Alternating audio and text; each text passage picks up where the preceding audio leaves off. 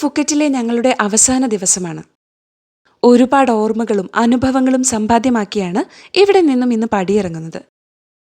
ഉച്ചയ്ക്ക് 12 മണിക്ക് ചെക്കൗട്ട് ചെയ്യാൻ ഹോട്ടലിൽ നിന്ന് അനുമതി ലഭിച്ചിരുന്നു. ചെക്കൗട്ട് ചെയ്ത ശേഷം ബാഗേജ് കൗണ്ടറിൽ തന്നെ ഏൽപ്പിച്ച് ഞങ്ങളൊരു ഫൈനൽ കറക്കത്തിനിറങ്ങി. ഞങ്ങളുടെ ഇന്നത്തെ ദിവസവും ഒരു പാക്കേജാണ്. ക്ലൂ ക്യാബ് വഴിയാണ് ഈ ഒരു ട്രിപ്പും ബുക്ക് ചെയ്തത്. ഇന്ത്യൻ രൂപ 4000 രൂപയോളം ഞങ്ങൾ 3 പേർക്കുമായി ചെലവായി. ഒരു നിമിഷം പോലും പാഴാക്കാതെ പരമാവധി ഓർമ്മകൾ സൃഷ്ടിക്കുക എന്നതായിരുന്നു ഞങ്ങളുടെ മനസ്സിൽ. ഞങ്ങളുടെ ഗൈഡിന്റെ പേര് പെപ്പർമിന്റ് എന്നായിരുന്നു. She was A cool girl. ഞങ്ങൾ ആദ്യം ചെന്നത് കാരൻ വ്യൂ പോയിന്റിലാണ്. തായ് ടൂറിസത്തിന്, രാജ്യത്തിന്റെ വളർച്ചയ്ക്ക് ടൂറിസം നൽകുന്ന സംഭാവനകൾ ചെറുതല്ല. ഇത്തരം വ്യൂ പോയിന്റുകളും മറ്റും ഫുക്കറ്റിൽ പലയിടങ്ങളിലായി കാണാം. കാരൻ വ്യൂ പോയിന്റിന്റെ എൻട്രിയിൽ തന്നെ ഒരു ചേച്ചി ഒരു ഇണങ്ങിയ പരുന്തുമായി നിൽക്കുന്നുണ്ടായിരുന്നു. പരുന്തിനെ തോളിലിരുത്തിക്കൊണ്ട് ഫോട്ടോ എടുക്കാൻ 100 ബാത്താണ് ചാർജ്. ഇന്ത്യൻ രൂപ ഏകദേശം 265 രൂപ വരും. ധൈര്യശാലിയായ മേഘേച്ചി പരുന്തിന്റെ കൂടെ ചന്നം പിന്നം വീഡിയോയും ഫോട്ടോകളും വെച്ച് കീച്ചി. കാരൻ വ്യൂ പോയിന്റ് ചുറ്റിക്കണ്ട ശേഷം നേരെ ചെന്നത് ഒരു ഫീഡിംഗ് ഏരിയയിലേക്കാണ്. ഫുക്കറ്റിന്റെ മറ്റൊരു പ്രത്യേകതയാണിത്. Elephant feeding, riding, monkey feeding, crocodile park, പിന്നെ ഡൊമസ്റ്റിക്കേറ്റഡ് ആയ വൈൽഡ് ആനിമൽസിന്റെ കൂടെയുള്ള ഫോട്ടോ എടുപ്പും മറ്റും. നമ്മൾക്ക് അൺഫോർച്ചുനേറ്റ്ലി എലഫന്റ് ഫീഡിംഗ് മാത്രമേ സാധിച്ചുള്ളൂ. ടൈം റെസ്ട്രിക്ഷൻസ് തന്നെയായിരുന്നു കാരണം. അടുത്ത തവണ എന്തായാലും സിംഹത്തിന്റെ കൂടെ ഒരു സെൽഫി എടുത്തിട്ടേ കാര്യമുള്ളൂ എന്ന് ഞങ്ങൾ ദൃഢപ്രതിജ്ഞ ചെയ്തു. ആനയെ ഫീഡ് ചെയ്യാൻ 100 ബാത്താണ് ചാർജ്. ഇന്ത്യൻ രൂപ ഏകദേശം 265 രൂപ ചെലവായി. ആനയ്ക്ക് പഴങ്ങളാണ് നൽകുന്നത്. ഇമ്മക്കുട്ടിക്ക് പഴങ്ങൾ നൽകാൻ പേടിയായതിനാൽ ഞങ്ങളാണ് നൽകിയത്. പഴങ്ങൾ തീർന്നാലുടൻ ആനപ്പെണ്ണ് ഫോട്ടോയ്ക്ക് പോസ് ചെയ്യും. നനച്ചിരിക്കാതെ ആന കാലിൽ തൊട്ടപ്പോൾ ചെറുതായൊന്ന് ഞെട്ടിപ്പോയി. ആന തുമ്പിക്കൈ നീട്ടി കെട്ടിപ്പിടിച്ചപ്പോൾ ഇമ്മക്കുട്ടി അലറി കരഞ്ഞുപോയി. ഇനി നമ്മൾ നേരെ പോകുന്നത് ബിഗ് ബുദ്ധ ക്ഷേത്രത്തിലേക്കാണ്. തായ് ഭാഷയിൽ ഇത് മിങ് മോങ്കോൾ ബുദ്ധ എന്നാണ്. തൃശ്ശൂരെ പുത്തൻപള്ളി വളരെ ദൂരെ നിന്ന് കാണുന്ന പോലെ ബുദ്ധപ്രതിമ വളരെ ദൂരെ നിന്ന് കാണാൻ സാധിക്കും. ഇത് തായ്ലൻഡിലെ 3ാമത്തെ വലിയ ബുദ്ധപ്രതിമയാണ്. 148 ഫീറ്റ് ഉയരത്തിലാണിത് നിർമ്മിച്ചിരിക്കുന്നത്. 30 മില്യൺ ബാത്ത് ചെലവിലാണിത് നിർമ്മിച്ചിരിക്കുന്നത്. ചില സാങ്കേതിക കാരണങ്ങളാൽ ബിഗ് ബുദ്ധ പ്രതിമയുടെ തൊട്ടടുത്തേക്കുള്ള പ്രവേശനം നിരോധിച്ചിരിക്കുകയാണ്. അവൈലബിൾ ആയ സ്പോട്ടിൽ വെച്ച് ഞങ്ങൾ ഫോട്ടോ വെച്ച് കീച്ചി.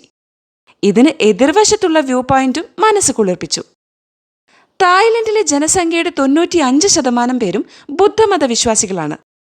2002 നിർമ്മാണം ആരംഭിച്ച് 2014 ഈ കോൺക്രീറ്റ് നിർമ്മിതിയുടെ പൂർത്തീകരണം നടന്നത്. ഇവിടെ നിന്നും ഞങ്ങൾ നേരെ പോയത് ചലോങ് ക്ഷേത്രത്തിലേക്കാണ്. 19ാം നൂറ്റാണ്ടിൽ നിർമ്മിക്കപ്പെട്ട ക്ഷേത്രമാണിത്. വാട്ട് ചയ്യ തരാരം എന്നാണ് യഥാർത്ഥ പേരെങ്കിലും വാട്ട് ചലോങ് എന്നാണ് എല്ലായിടത്തും രേഖപ്പെടുത്തിയിട്ടുള്ളത്. ഫുക്കറ്റിലെ ഏറ്റവും വലുതും ധാരാളം ബുദ്ധ പ്രതിമകളുള്ളതും ഏറ്റവും കൂടുതൽ വിനോദസഞ്ചാരികളും തായ്ലൻഡുകാരും വരുന്ന ക്ഷേത്രം. ബുദ്ധക്ഷേത്രങ്ങളിൽ ഷോൾഡറും കാൽമുട്ടും പ്രദർശിപ്പിച്ചുകൊണ്ട് അകത്തേക്ക് പ്രവേശനമില്ല. ആയതിനാൽ ഇത്തരത്തിൽ വസ്ത്രം ധരിച്ചവർക്ക് ശരീരം മറയ്ക്കാൻ ഷോൾ നൽകുന്നതായി കാണാൻ സാധിച്ചു. ക്ഷേത്രവും പരിസരവും ഒക്കെ ചുറ്റിക്കാണാൻ നിരവധിയുണ്ട്. ഇരിക്കുന്ന ബുദ്ധൻ, ചിരിക്കുന്ന ബുദ്ധൻ, കിടക്കുന്ന ബുദ്ധൻ, അങ്ങനെ ഡ്രാഗൺ കുഞ്ഞുങ്ങളോടൊപ്പം പോലുമുള്ള നിരവധി ബുദ്ധപ്രതിമകൾ അവിടെ കാണാമായിരുന്നു. ഇമ്മക്കുട്ടിക്ക് ഇവിടെ വളരെ ഇഷ്ടമായി. ബുദ്ധപ്രതിമകൾക്കിടയിലൂടെ ഓടിയും ഫോട്ടോ എടുത്തും അവൾ നന്നായി ആസ്വദിച്ചു. അവിടെ നിന്ന് ഇറങ്ങേണ്ട സമയമായപ്പോൾ അവൾ കരഞ്ഞു ബഹളം വെച്ചു. ശേഷം മനസ്സില്ലാ മനസ്സോടെ ഇറങ്ങി. ഇവിടെ പ്രാർത്ഥിച്ചാൽ ആഗ്രഹ പൂർത്തീകരണം നടക്കുന്നൊരിടമുണ്ട്. അവിടെ പ്രാർത്ഥിച്ചിറങ്ങിയപ്പോഴേക്ക് ഗൈഡ് നമ്മളെ വിളിക്കുന്നുണ്ടായിരുന്നു.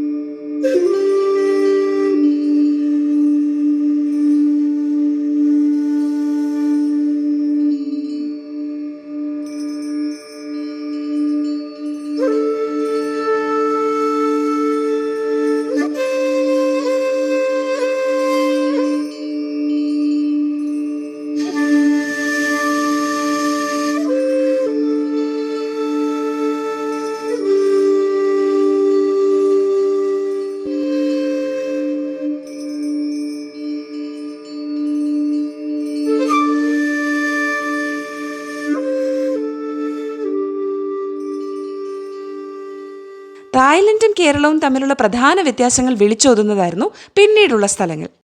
കശുവണ്ടിയുടെ ഉൽപ്പാദനം ധാരാളമുള്ള സ്ഥലമാണല്ലോ കേരളം. അടുത്ത വിസിറ്റ് ഒരു കാഷ്യൂ യൂണിറ്റിലേക്കായിരുന്നു. ഇവിടെ നിന്നും കശുമാവും അതിൽ നിന്ന് കാഷ്യൂവും വേർതിരിച്ച് പ്രോസസ്സ് ചെയ്യുന്നതുമൊക്കെ കാണിച്ചു തന്നു. 18 വെറൈറ്റി ഫ്ലേവറുകളിൽ കാഷ്യൂ നട്ട്സ് ഇവിടെ ഉണ്ടായിരുന്നു. 18 വെറൈറ്റി ഞങ്ങൾക്ക് ടേസ്റ്റ് ചെയ്യാൻ തന്നു. എല്ലാം ഒന്നിനൊന്ന് മെച്ചം. എന്താണ് നമ്മൾക്ക് ഇത്തരത്തിൽ ഫുഡ് ഐറ്റംസിൽ വെറൈറ്റികൾ സൃഷ്ടിച്ച് വിപണിയിൽ എത്തിക്കാനാവുന്നില്ല? അടുത്തതൊരു തേനീച്ച വളർത്തു കേന്ദ്രത്തിലേക്കാണ് നമ്മൾ ചെന്നത്. റാണി തേനീച്ചയെയും പരിവാരങ്ങളെയും ഒക്കെ കാണിച്ചു തന്നു. ശേഷം തേനീച്ചയെ കയ്യിലെടുത്തുള്ള ഫോട്ടോഗ്രാഫിയായിരുന്നു. തേൻ ചേർത്തുള്ള നിരവധി പ്രോഡക്ട്സ് ഇവിടെ ഉണ്ടായിരുന്നു. ഇവിടെയും ഹണി ടേസ്റ്റ് ചെയ്യാൻ നൽകി. ഹണി ചേർത്ത ഐസ്ക്രീമും അജിനോമോട്ടോ ചേർത്ത ബനാന ചിപ്സും മാക്കുന്ന കയറ്റിയ ശേഷം ഞങ്ങൾ നേരെ ഓൾഡ് ഫുക്കറ്റ് ടൗണിലെത്തി. ചരിത്രപ്രധാനമായൊരു സ്ഥലമാണ് ഓൾഡ് ഫുക്കറ്റ്. വിനോദസഞ്ചാരികൾ ഒഴുകിയെത്തുന്ന നിരവധി തെരുവുകളുണ്ട്. കളർഫുള്ളായ ഏരിയ. സിനിമകളിലെ സോങ് ചിത്രീകരണത്തിനൊക്കെ എസ്പെഷ്യലി നായകന്മാർ സ്വപ്നം കണ്ട് നേരെ വിദേശ രാജ്യത്തെത്തി ഡാൻസ് കളിക്കുന്ന ചില രംഗങ്ങളില്ലേ, അതിനൊക്കെ പറ്റിയ സ്ഥലം. തെരുവുകളുടെ ഇരുവശത്തുമുള്ള ചൈന പോർച്ചുഗീസ് കെട്ടിടങ്ങൾക്ക് ഓൾഡ് ടൗൺ പ്രശസ്തമാണ്.